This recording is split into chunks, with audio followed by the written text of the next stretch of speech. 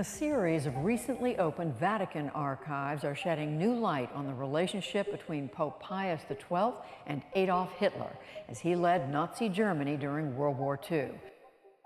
Dans les tréfonds des puissantes institutions comme le Vatican et la CIA, des mystères sombres et des secrets effrayants semblent parfois enfouis.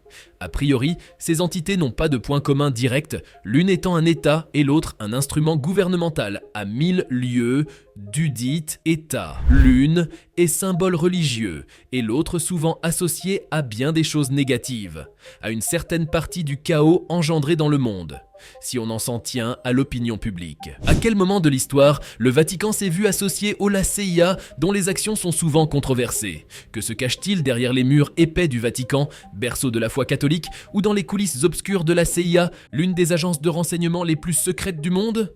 Dans cette vidéo, nous allons découvrir plusieurs secrets troublants du Vatican en lien avec la CIA. Comme d'habitude, vous retrouverez les sources en commentaire. On entame avec l'assassinat de JFK. De nombreuses théories du complot persistent, malgré les enquêtes sur l'assassinat du président John F. Kennedy le 22 novembre 1963 à Dallas, Texas, et certaines suggèrent une implication possible du Vatican. Ces théories se concentrent sur les relations tendues entre Kennedy et le Vatican, en particulier en raison de ses politiques progressistes et de son soutien au mouvement pour les droits civils. Certains spéculent que le Vatican, craignant la perte de son influence politique aux États-Unis, aurait pu être impliqué dans l'assassinat de Kennedy. Et dans ce cadre, des allégations ont été faites sur les liens entre Lee Harvey Oswald, le tireur présumé, et des individus ayant des liens avec le Vatican. Cependant, ces allégations sont largement non confirmées et ont été largement rejetées par les enquêtes officielles sur l'assassinat de Kennedy. La plupart des théories concernant l'implication du Vatican dans l'assassinat de Kennedy manquent de preuves solides et sont souvent basées sur des spéculations et des conjectures. L'opération Gladio. C'était l'une des opérations secrètes les plus controversées de l'après-guerre, impliquant une collaboration entre des agences de renseignement occidentales, notamment la CIA, et des gouvernements européens pour créer des réseaux de résistance secrètes en cas d'invasion soviétique. Initialement créé dans les années 1950 par l'OTAN, Gladio s'est développé en une série de réseaux clandestins opérant dans plusieurs pays européens. Bien que son implication dans l'opération Gladio reste sujette à spéculation, certains chercheurs affirment que le Vatican, préoccupé par l'expansionnisme communiste en Europe, aurait soutenu secrètement ces réseaux de résistance anticommuniste. Cette collaboration aurait été facilitée par les liens étroits entre certaines factions de l'Église catholique et des éléments anticommunistes au sein des gouvernements européens et des agences de renseignement. La CIA, étant l'un des instruments d'excellence américains, a joué un rôle central dans l'opération Gladio, fournissant un soutien financier, logistique et opérationnel au réseau clandestin.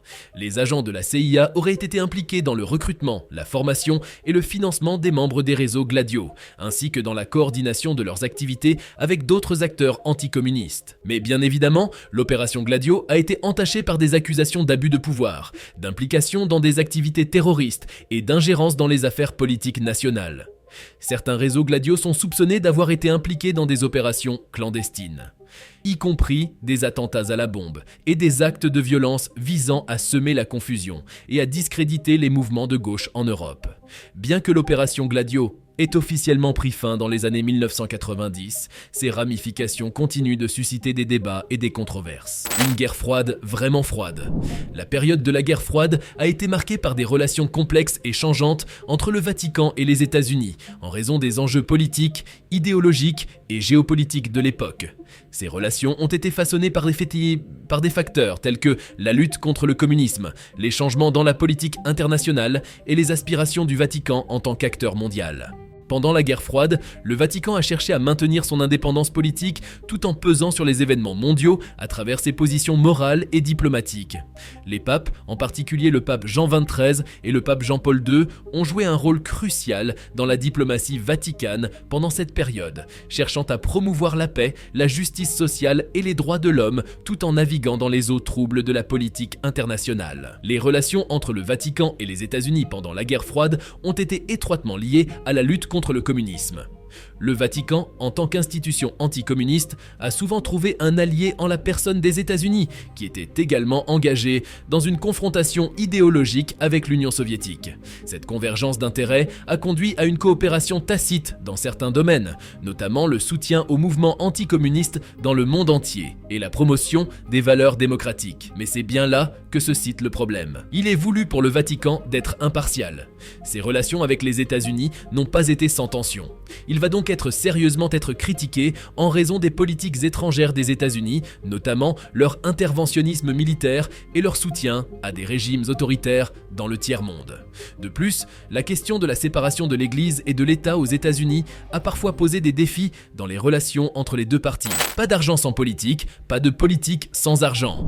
Le Vatican, en tant qu'entité indépendante et influente, a été le théâtre de diverses intrigues et manipulations, bien que la véritable portée de ces interactions reste souvent obscure.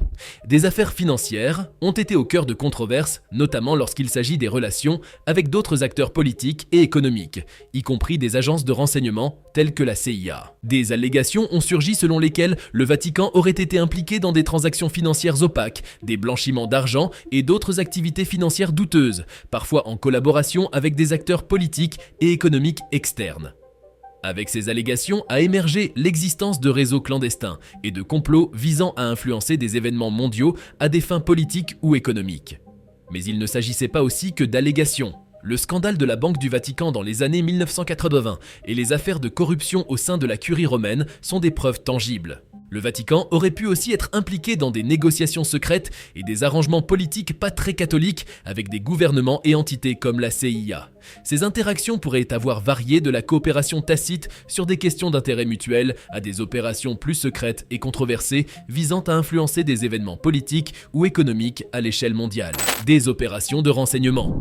Il y aurait eu des opérations de renseignement impliquant le Vatican. En tant qu'institution religieuse mondiale, avec des liens dans le monde entier, il a souvent été soupçonné d'être impliqué dans des activités de renseignement. Que ce soit en tant que participant actif ou en tant que cible d'opérations de renseignement menées par d'autres acteurs. Certaines théories suggèrent que le Vatican aurait pu être un lieu où des opérations de renseignement ont été menées par la CIA et d'autres agences de renseignement étrangères. En raison de son statut unique en tant qu'entité internationale avec une influence mondiale, le Vatican servirait de plaque tournante pour la collecte de renseignements ou la coordination d'opérations secrètes dans divers pays.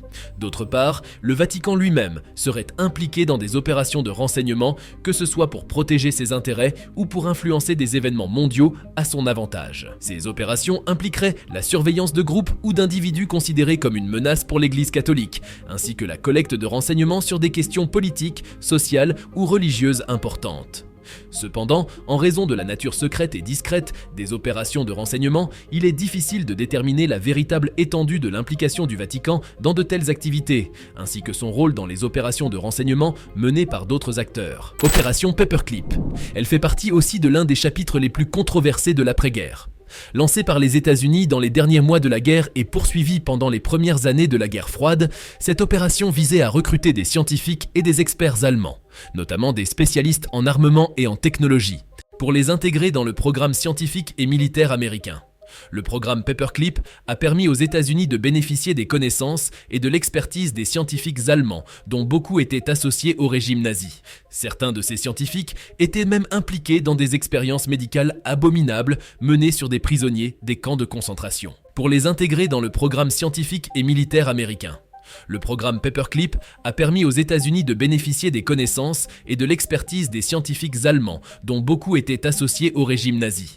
Certains de ces scientifiques étaient même impliqués dans des expériences médicales abominables menées sur des prisonniers des camps de concentration. Même si l'opération Paperclip a joué un rôle crucial dans le développement technologique et scientifique des États-Unis pendant la guerre froide, contribuant à des avancées significatives dans des domaines tels que la fusée, la médecine et l'aérospatiale, elle a quand même violé plusieurs principes moraux et éthiques. Et bien que des preuves concrètes d'une implication directe du Vatican dans l'opération Paperclip soient limitées, il est connu que le Vatican avait des relations avec certains scientifiques et intellectuels allemands, y compris certains qui ont été recrutés dans le cadre de l'opération Paperclip. Le rôle exact du Vatican dans ce processus n'est pas clairement établi, Mais certains historiens spéculent que des contacts informels entre des représentants du Vatican et des scientifiques allemands pourraient avoir eu lieu, en particulier dans le contexte des efforts de reconstruction d'après-guerre et de la lutte contre le communisme. Le cas de Licio Gelli. Licio Gelli est une figure controversée de l'histoire italienne, principalement connu pour son rôle au sein de la loge maçonnique secrète Propaganda du P2. Né en 1919, Gelli a été impliqué dans diverses activités politiques et criminelles tout au long de sa vie, faisant de lui une figure centrale dans plusieurs scandales politiques en Italie dans les années 1970 et 1980. La loge P2, dirigée par Gelli, était un groupe clandestin influent qui comprenait des membres de haut rang de la politique, de l'armée, des services secrets et du monde des affaires. Elle a été impliquée dans des activités illégales telles que le détournement de fonds, le chantage et la manipulation politique. Elle était soupçonnée d'être une sorte d'État dans l'État, avec des liens présumés avec des organisations criminelles et des services de renseignement étrangers. Licio Gelli a été impliqué dans de nombreux scandales politiques en Italie, notamment le scandale de la banque Ambrosiano et l'attentat de la Piazza Fontana à Milan en 1969. Le Vatican a officiellement condamné la P2 et ses activités, mais des liens informels entre certains membres de la hiérarchie de l'Église catholique et des membres influents de la P2 ont été signalés. Certains spéculent que ces liens pourraient avoir facilité l'ascension de Gelli au sein de la P2 et son influence dans les cercles politiques et financiers en Italie. En 1981, Gelli a été arrêté et condamné à une peine de prison pour ses activités criminelles liées à la loge P2. Cependant, il a réussi à s'échapper et à fuir à l'étranger avant d'être extradé vers l'Italie en 1987. Il a ensuite été condamné à nouveau et emprisonné, mais sa véritable influence et ses liens avec le pouvoir ont continué à alimenter les spéculations et les théories du complot jusqu'à sa mort en 2015. L'infiltration de la CIA dans le Vatican. En raison du statut unique du Vatican en tant qu'entité religieuse, politique et diplomatique, il a souvent été considéré comme une cible potentielle pour les activités de renseignement et de surveillance des agences étrangères, y compris la CIA. Certaines théories suggèrent que la CIA aurait pu avoir des agents infiltrés ou des informateurs au sein du Vatican, leur permettant de surveiller de près les activités de l'Église catholique et d'accéder à des informations sensibles. Il s'agit d'allégations qui reposent souvent sur des rapports historiques de surveillance et d'espionnage menés par des agences de renseignement américaines pendant la guerre froide et au-delà. Les relations entre le Vatican et les États-Unis ont été étroitement surveillées en raison de leur importance géopolitique pendant la guerre froide. Le Vatican agissait souvent comme un acteur diplomatique indépendant, ce qui aurait pu susciter l'intérêt de la CIA pour mieux comprendre ses positions et ses alliances. Des révélations dans les années 1970 ont montré que la CIA avait surveillé les activités de certaines figures ecclésiastiques, notamment le cardinal polonais Karol Wojtyła, qui est devenu le pape Jean-Paul II en 1978. Cependant, il n'existe pas de preuves tangibles confirmant une infiltration de la CIA dans le Vatican. Les relations entre les deux entités ont été largement opaques, mais toute infiltration aurait probablement été hautement secrète et difficile à détecter. Rôle dans les révolutions anticommunistes. Comme on l'a déjà évoqué dans certaines parties précédentes, le Vatican a joué un rôle significatif dans plusieurs révolutions anticommunistes au cours du XXe siècle, en particulier en Europe de l'Est, où le communisme s'était solidement établi après la Seconde Guerre mondiale. Il s'est souvent positionné comme un fervent opposant au communisme, considérant cette idéologie comme une menace pour la liberté religieuse et les valeurs chrétiennes. L'un des exemples les plus remarquables est la contribution du pape Jean-Paul II à la chute du communisme en Europe de l'Est. Originaire de Pologne, le pape Jean-Paul II a été un ardent défenseur de la liberté et de la dignité humaine, et son élection en 1978 a inspiré un renouveau du mouvement de résistance anticommuniste en Pologne, symbolisé par le mouvement Solidarnosc dirigé par Lech Wałęsa. Le Vatican a également apporté un soutien moral et diplomatique à d'autres mouvements anticommunistes dans le monde entier, notamment en Amérique latine et en Afrique.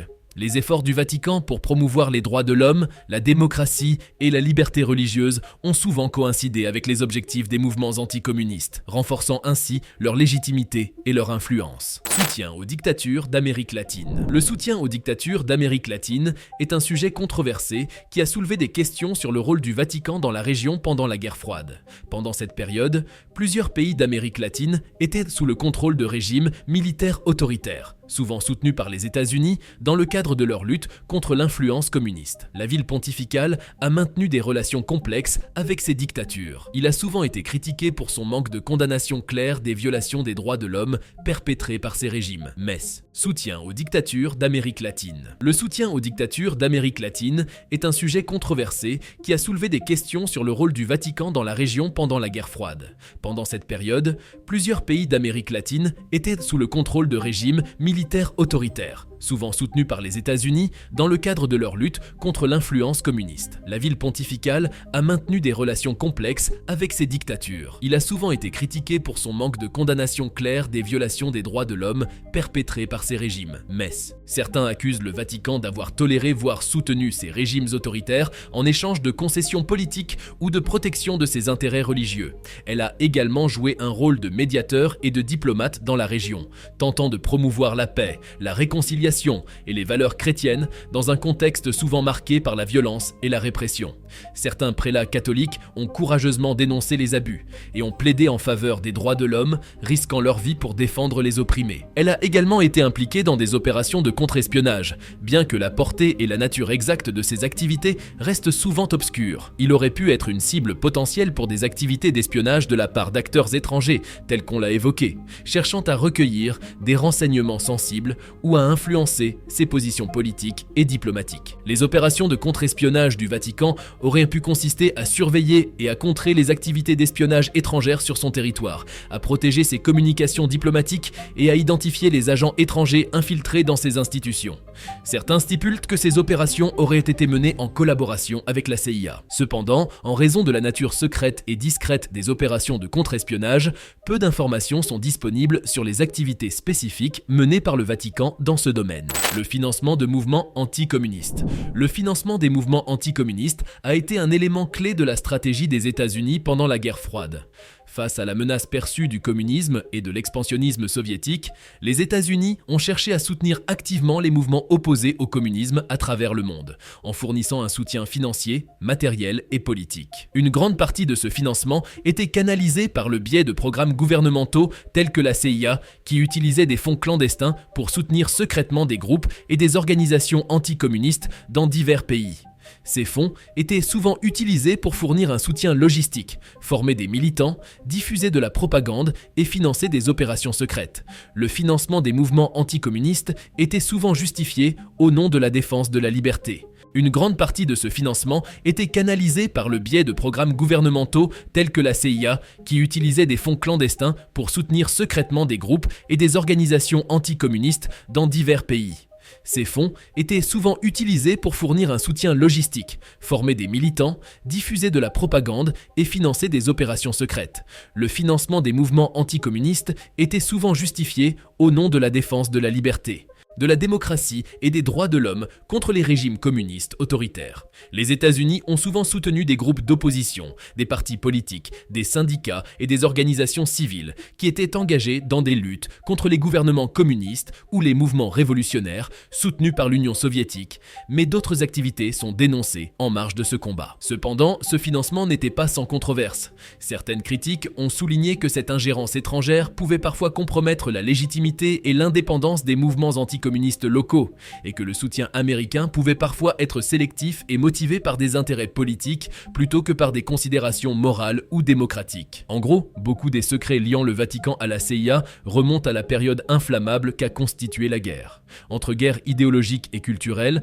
des alliances se sont formées, des alliances qui, selon certains, n'auraient pas dû naître. Et même après cette période, le fait que le Vatican ait côtoyé la CIA et bien d'autres services de renseignement aux pratiques peu orthodoxes constitue encore un problème dans une partie de l'opinion publique. À l'ordre des scandales qui ont éclaboussé le Vatican ces dernières années, on a l'aide qu'il a apportée à des criminels de guerre nazis à échapper aux forces alliées. On a l'argent qu'il s'est fait grâce à l'Holocauste. On a le Vatilix, les scandales de la Banque de Vatican et bien d'autres. Nous sommes à la fin de cette vidéo, j'espère qu'elle vous a intéressé. Qu'en avez-vous pensé ? Avant de nous quitter, n'hésitez pas à laisser un like et surtout à vous abonner à notre chaîne.